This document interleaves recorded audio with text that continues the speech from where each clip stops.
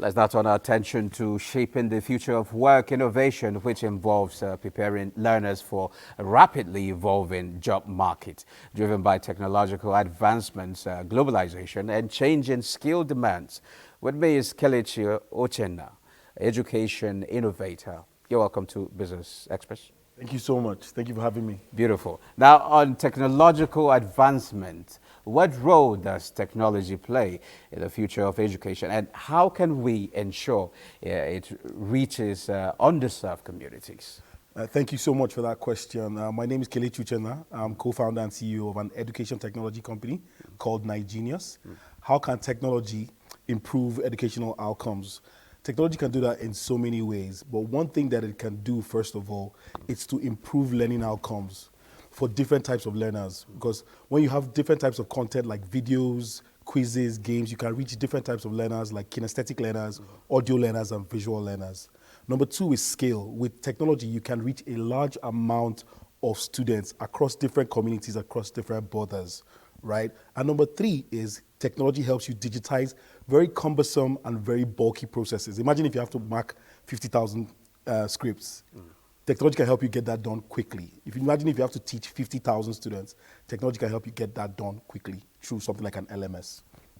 Okay, now what are some of the most promising educational technologies that you believe will transform learning over the next decade? Thank you very much. That's a very good question. So these are my key predictions in terms of technologies. First of all is generative AI. I'm sure most of us have heard about the Chat GPTs and the Geminis, right? These are large language models driven by AI that can provide answers as if to questions or problems, speaking to you like a human, almost like another human interacting with you. This is transforming the way we teach and learn today. So generative AI is definitely number one on that list. Number two is peer-to-peer learning or peer-to-peer tutoring. And when I say peer-to-peer, it's where you have a teacher in one location teaching a student in one location, not like your general classroom, right? So a teacher in Ghana can be teaching a student in Abuja, a teacher in Canada can be teaching a student in Nairobi, connected. So this is revolutionizing the way we learn, right?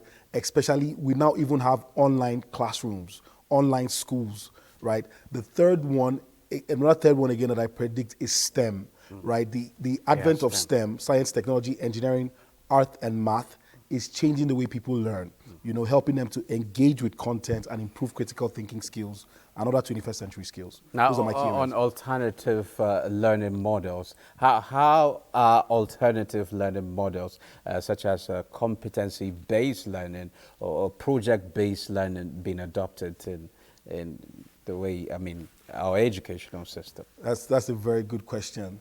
So initially we had our normal theoretical based learning where we have students, taking maths in the class, listening to the teacher, taking a test. Now, there's competency-based learning, as you have said, and there's project-based learning, as you have said. There are now extracurricular and co-curricular learning activities that now are able to cascade this competency and project-based learning that you've talked about. Let me give an example for STEM, right? STEM drives, like coding and robotics, it drives teamwork, leadership, collaboration, interpersonal skills, right? And the students will work together to build a robot or build a software application, right? So these are driving these other models of learning. Now let's look at also science laboratory tech, right? Where students are working on an experiment. That's a project as well. They get to learn together, they get to collaborate, they get to drive their perseverance because they will make mistakes. So these are examples of STEM and science laboratory tech. These are two areas of learning that are driving competency-based learning and project-based learning, and a lot of schools are adapting these platforms very quickly. Now, before I let you go, Yes. What ways do these models address shortcomings of traditional education? Good, fantastic. So like I said, these ones, aside giving you these methods of learning, aside giving you the traditional theoretical rote learning knowledge, they also help students improve their 21st century skills. Students working together to build a robot will learn how to work together as a team. They will learn how to collaborate, which is important when you get into the labor market, right? They will also learn perseverance. It will break, it will fail. They will have to have that grit to continue, right? So these things you don't get in a normal mathematics class or a normal basic science class. But when you're working with these models, you get these extra skills.